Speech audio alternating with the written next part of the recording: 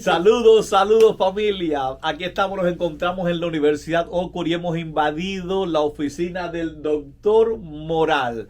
Saben, en diciembre, estoy mirándolo acá, en diciembre 27 del 2022, hace aproximadamente ni un mes, subí un artículo que nunca pensé que iba a causar tantos comentarios acerca de lo que nosotros como iglesia adventista de manera general creemos. Y vi ahí muchas personas que han sido edificados, muchos que han deseado aprender, muchos que han comentado positivamente, y también encontré algunos que me llamaron hasta payaso y me insultaron y todo ese tipo de personas. Pero en este momento aquí me estoy congregando con ellos, con el doctor García y con el doctor Moral, para ver si las ideas que puse son tan descabelladas o si realmente podemos aprender un poquito más de esto. Así que ellos serán los que comentarán un poquito para beneficio de todos. Aquí va el primero de los puntos. Fueron 13 puntos. Miren el primer punto. Algunos adventistas creen que no se deben poner árbol de Navidad. Eso es una realidad, yo me los he encontrado. Y simplemente añadí, la iglesia adventista no cree eso. En ese primer punto, ¿qué podemos decir como organización? Bueno, yo puedo decir que si vamos a ver lo que es doctrina fundamental de la iglesia adventista, es una de las clases que yo enseño aquí. La iglesia logró tener 28 doctrinas fundamentales. Cuando yo me bauticé eran 27 nada más, así que yo no estoy supuesto a la 28. Pero yo me alegró la 28 porque en realidad está incluida.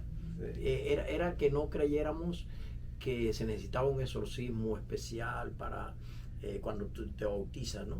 Para que los demonios se vayan y que a través de la oración, la Biblia y el estudio de la palabra, eso siempre lo creímos, pero increíblemente no estaba puesto en la doctrina fundamental. Y yo hablé con el doctor Knight y él me dijo, no, ¿tú sabes por qué va a ser doctrina fundamental? Porque hay problema en África y los hermanos se bautizan después de venir de los cultos satánicos y entonces piensan que el bautismo no fue suficiente. No fue eso. Y entonces esa doctrina se necesita por ellos. Dice, pero hay que tener cuidado con añadir demasiadas doctrinas, porque la iglesia tiene ya demasiadas doctrinas. He hablado con grandes teólogos del movimiento, he tenido oportunidades, y también hablo con gente que están a cero en teología, y para mí los dos tienen el mismo valor porque llevamos la imagen de Dios, y me dicen, mira, hay demasiadas doctrinas fundamentales. Y le pregunté un día a un doctor, ¿cuántas doctrinas fundamentales para usted deberían existir? Me dijo, bueno, pienso que 5 y máximo 7. ¿Y comenzamos con cuántas? ¿Con 4? Sí. Entonces cuando uno lee el paquete doctrinal de los adventistas, cuando surgió la iglesia adventista, era la segunda venida. La segunda venida. A mí no me gusta cuando se dice que la iglesia ahora es cristocéntrica, porque una iglesia que surgió diciendo que Cristo venía, Es cristocéntrica. tuvo que haber sido cristocéntrica en su anuncio, porque su fracaso que tuvo fue que Cristo no vino. Y lo arreglaron diciendo que pasó de un lugar a otro. De todas maneras es cristocéntrica. Y cuando digo lo arreglaron, no es que tuvieron ese entendimiento, no es que yo estoy pensando que eso fue un invento. Tuvieron ese entendimiento, que es bíblico también, ¿no? Pero vea que si tú miras bien el rastreo de ellos, el sábado, que surgió allí como doctrina, con la ley de Dios, ¿quién puede decir que no es cristocéntrico si es la única parte que Dios escribió con su dedo, ¿no? ¿Y qué otra doctrina había allí? La doctrina de la inmortalidad. De la no inmortalidad. De la no inmortalidad del alma, que es cristocéntrica también, porque ¿quién es el único que dijo yo soy la resurrección? ¿Quién es el único que dice yo soy inmortal? Entonces, el paquetito de doctrina lo hemos repasado, era eso. ¿Y qué otra cosa? La segunda venida, el santuario, el santuario, la ley de Dios, y la no inmortalidad del alma. Ese fue el paquete doctrinal que trajo el primer grupo de adventistas más allá del chasco. Y eso no quita que no se creía en el resto de la Biblia. Se creía en el resto de la Biblia, pero no era algo que definía la condición de miembro. Y entonces yo tengo el manual bautismal desde el primero y me sorprendió. lo poquito que se preguntaba, ¿no? Y hoy en día todavía el voto bautismal, ¿cuántas preguntas son el voto bautismal? ¿No son 13? 13. Lo mismo que él tiene ahí. Sí. Y ninguna de esas está en el voto bautismal. Ujú.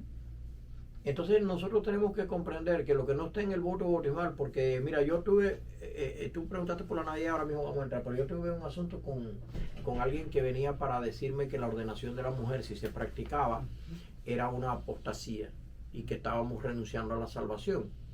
Entonces yo le dije, oye, entonces nos han engañado a todos, porque el día que me bautizaron no me preguntaron por la ordenación de la mujer, ni por la del hombre, ni por ninguna.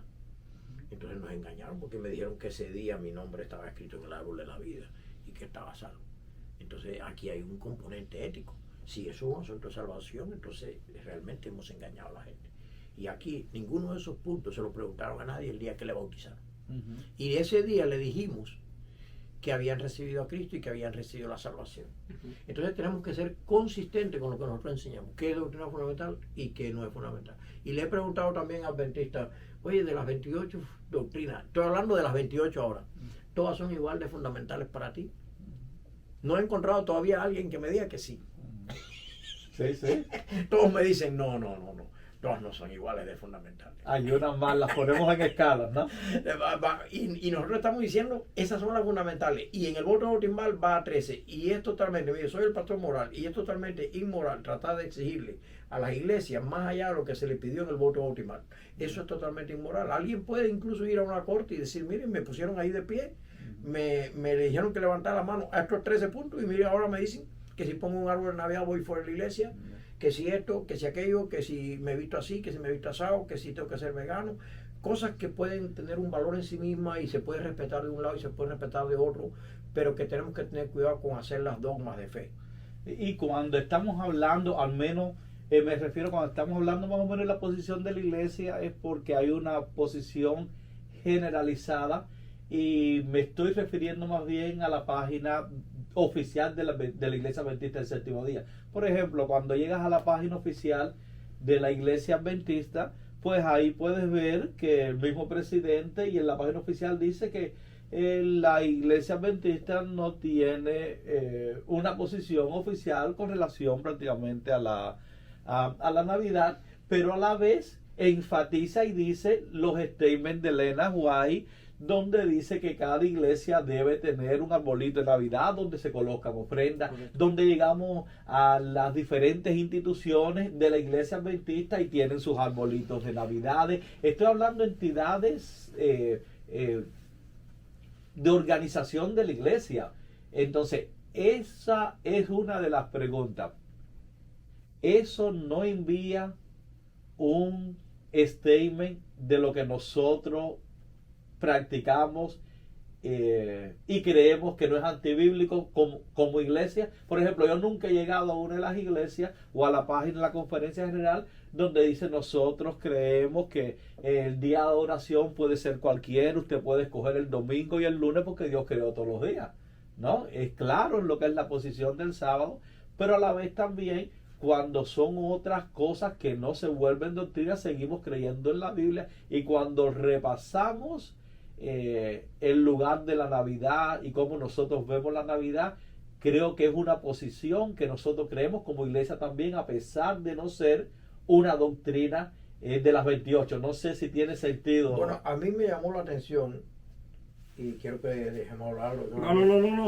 Pero un momentito nada más, doctor García. Doctor García es mi amigo y tiene mucho que decir. Pero un segundito.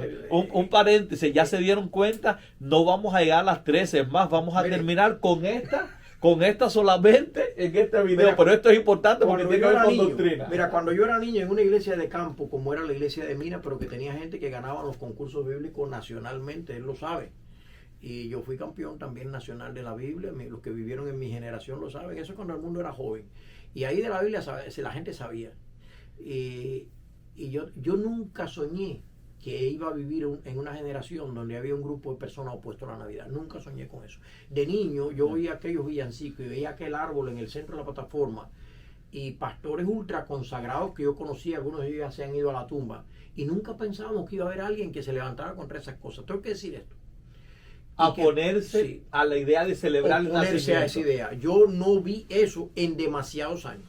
en demasiados años. Incluso eso es una moda que si la rastreamos, sabemos cuándo surgió. Eso no tiene historia en la historia de la salvación. No tiene en la historia eclesiástica, porque lo bueno que uno tiene cuando uno adopta una creencia es rastrearla a ver dónde surgió y cómo surgió. ¿Ve? El trasfondo histórico. El trasfondo histórico. Entonces, el trasfondo histórico de la anti-Navidad, del anti-árbol, eso habría que buscarlo. Porque yo estaba en España incluso desde el 87 y tampoco vi ese trasfondo. Ahora, es interesante algo que, o sea, mientras los escucho, y ahora que el doctor Morán menciona Cuba, una de las, yo no soy psicólogo, y perdóname, doctor Morán, que me voy a meter en su área, que yo no soy, donde yo no soy experto, pero una de las formas en las que la mente humana aprende es a través de la asociación, ¿cierto? Claro que sí. ¿Cierto? Sí, no, de psicología todos tenemos. Ve que los niños dicen que son los mejores psicólogos junto con los locos. Ahora, cuando yo pienso en los que se oponen a la Navidad, inmediatamente yo, Héctor García, los asocio con el ateísmo. Porque en el trasfondo histórico de nuestro país, quienes se oponían a la no Navidad eran los ateos. Así mismo. Entonces es bueno rastrear y ver de dónde. Mira, cuando aprendes algo y lo defiendes a capa y espada, lo bueno es que te pregunte, ¿quién me enseñó esto? ¿Dónde lo aprendí? ¿Dónde me convertí a esta supuesta o a esta real verdad? ¿Y qué historia tiene esta verdad y de dónde sale? Mira, no fue parte del movimiento de la Reforma. Ninguno de los reformadores habló de ese tema. Ninguno de los reformadores. Y fíjate que tuvimos los reformadores, gente que mandó a sacar hasta los pianos. Zwingli. Sí. Porque dijo que eran muy mundanales, ¿ves? Para estar en la... Ahora lo van a agarrar lo de la batería Zwingli. ese es otro punto. Vamos a terminar con este. Y en los pioneros del adventismo, que tanto ellos se aferran, como eran los pioneros defendían la Navidad y la cruz en las iglesias. Esas dos cosas ellos defendían. Es decir, la iglesia se opuso a la cruz como crucifijo y con el Cristo clavado. Pero a la cruz como símbolo de la salvación, dijeron ellos, no podemos ponernos eso. Eso es central. Claro. Y entonces cuando viene, sin embargo tenemos un himno que dice, la cruz no es más que mi Jesús. Y alguien puede decir de que la cruz yo la puedo convertir en un ídolo. Cualquier cosa la puedo convertir en un ídolo. Hay gente que tiene la Biblia de amuleto. El mal uso de la Biblia. Yo no estoy en contra de la Biblia, es el libro que más amo. Pero yo recuerdo un día que un hermano me dice, pastor, yo por las noches yo no necesito pastillas ningún tipo para dormir. Yo abro la Biblia en el Salmo 23 y enciendo esta vela. Entonces, ustedes de pastor, ¿qué creen de ese uso de la Biblia? Es un mal uso. Es un mal uso. Entonces, si nosotros no hacemos del árbol de Navidad, Dios creó los árboles, los creó el tercer día. El diablo no creó aquí nada. El árbol es un símbolo de la creación de Dios. La Navidad es el hecho más grande del tiempo. Venido el cumplimiento del tiempo. El nacimiento, Dios, la natividad. A su hijo nació de mujer. Cantaron los ángeles, celebraron los ángeles. Alguien va a decir que algo de eso es mentira. Entonces, si porque no sabes la fecha, tampoco sabes la o porque tuvo un origen pagano. Sí, entonces, bueno, para aquellos que lo encuentran, que hacen. de hecho, no sabemos el origen. Exacto, yo difiero. Pero para los que se aferran a la idea de que tal vez... Mira, de entrada la palabra pagano es una falta de respeto, porque es una palabra peyorativa. De entrada, si tuvieran el tacto de Cristo y el espíritu de Cristo, Pablo usó el término gentiles. Fíjate que el término pagano, gentucha, ¿no? El término pagano es un término totalmente peyorativo. Y búsquenlo bien y rastrenlo porque soy lingüista. Y yo mejor prefiero decir los cristianos y los no cristianos. Entonces, los no cristianos, ellos no tienen por qué celebrar la Navidad. No son cristianos. Pero cuando vas a Walmart, pregunta si... Vamos a usar el término pagano por un momentito como ilustración, que yo no uso ese término. Pero si tú preguntas si un producto lo fabricó un pagano para tú usarlo, para tú comprar tu carro, el carro en que vas, fue fabricado por adventistas. Entonces, decir de que si algo que tuvo un origen de gente no cristiana, que ni siquiera sabemos cuál fue el origen, porque la Navidad, si la vamos a rastrear, tengamos mucho cuidado. Por dónde vamos a caer. Yo creo lo siguiente. Si la vamos a rastrear, tengamos mucho cuidado por dónde vamos a caer, porque decir que Santa Elena, la madre de Constantino, mire que de Constantino hay mucho que decir, pero tengan cuidado con Santa Elena, que a lo mejor nos gana en santidad mucho de nosotros. Esa mujer, Bueno, cuando ustedes leen la historia, ya que el doctor Moral, está recorriendo, abrió el espacio. A mí me gustaría decir algo, mira, y por supuesto, es para aquellos que creen en que el origen pagano de la Navidad, ¿verdad? Estuve haciendo historia, un poquito de historia en este sentido. Creo que el concilio, uno de los concilios más definitorios, si se puede usar la palabra, en el cristianismo fue el concilio de Nicea. En el concilio de Nicea, de 325 después de Cristo, se definieron muchas cosas que tenían que ver con creencias y demás. Y allí en el concilio de Nicea, en la historia está, por supuesto, una de las cosas que se definieron bien claras fueron dos cosas. La primera fue algo que se hizo un calendario, que es conocido como el calendario litúrgico cristiano. Y ese calendario habían algunas cosas interesantes, algunas fechas, algunas celebraciones del cristianismo. Todavía el paganismo no existía, ni siquiera el catolicismo. O sea, el paganismo, no vamos a usarlo como dice el doctor Moral. O si quieren úsenlo, pero yo lo que le digo nada más que el término es pagano. Perdón, es peyorativo. Es peyorativo y no los vamos a ganar mucho. Claro, no vamos a ganar mucho diciéndoles pagano. Ahora, quiere decir que el catolicismo todavía no existía. Esto no es una investigación pagana, no es una invención pagana, ni es una invención católica. Es una celebración del calendario litúrgico cristiano. ¿Y saben cómo se le llama el calendario litúrgico cristiano a esa celebración? Se llama Adviento. Adviento. Y en el calendario litúrgico cristiano ellos decidieron que los 4 fines de semana del mes de diciembre serían considerados para celebrar el Adviento. El Adviento, o sea, el advenimiento del Cristo. Curiosamente, se celebra, el primer fin de semana se celebra algo, de diciembre se celebra algo, el segundo fin de semana se celebra algo, el tercero algo, en el calendario litúrgico cristiano. Y por supuesto luego se celebra la resurrección, que también está allí, eso ya para el mes de abril, por allí más o menos.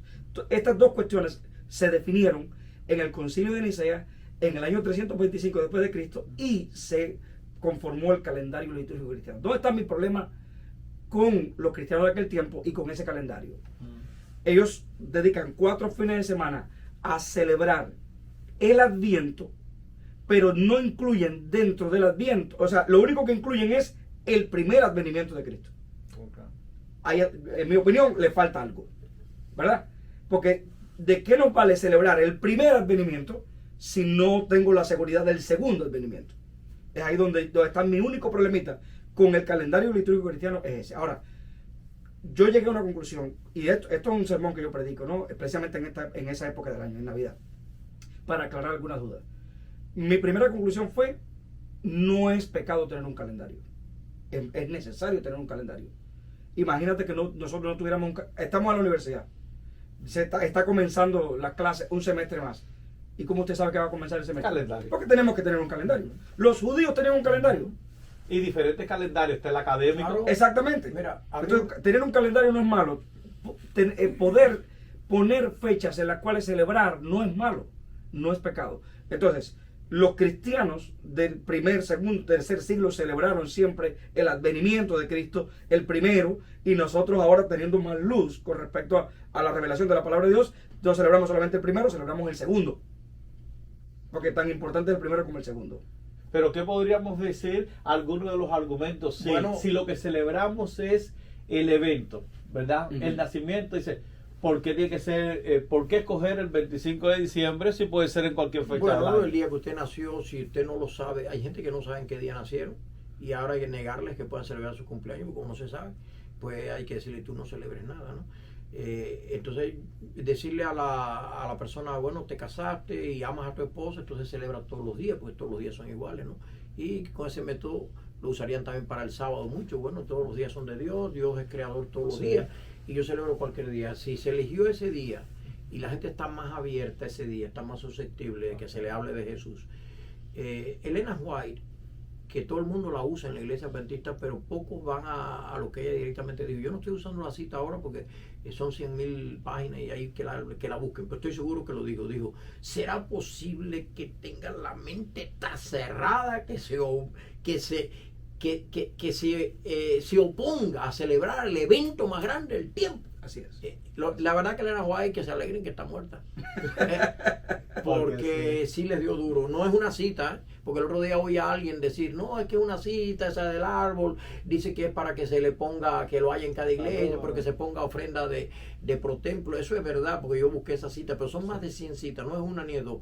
Y es verdad que ella tiene citas donde yo no quisiera verme en una situación antinavideña, anti-árbol, con Elena White delante. No quisiera, porque la verdad que los trató de mente cerrada. Disculpen ustedes, está muerta ya y todo, no puede defenderse. Y no está aquí para defenderse. Pero hay una cosilla ahí que quiero dejar clara. El origen no lo conocemos de entrada. Mejor es decir la verdad, porque por celebrar la Navidad o por no celebrarla no te vas a perder, pero por mentiroso sí. Me gustaría decirte, está bien dialogar, está bien investigar, está bien mirar a la historia, está bien compartir. Lo que creo que está muy mal es que nosotros utilicemos cosas que de hecho no están ni claras de una manera total para maltratarnos y dividirnos con nosotros como hermanos, o para criticarnos los unos para con los otros. Qué bonito es que podamos expresar nuestras ideas, que podamos aprender, que podamos colaborar, y que si alguien no sigue lo que estamos diciendo, está bien.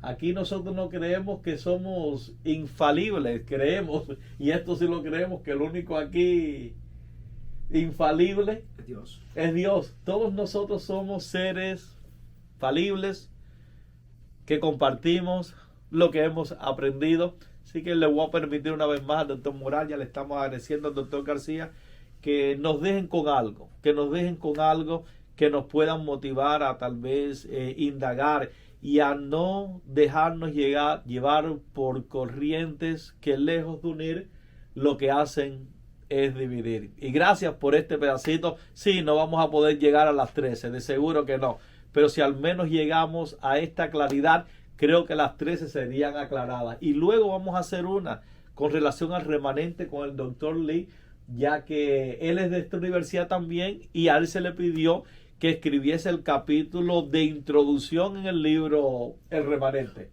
Así que lo vamos a conversar con él, la doctrina un poquito del remanente.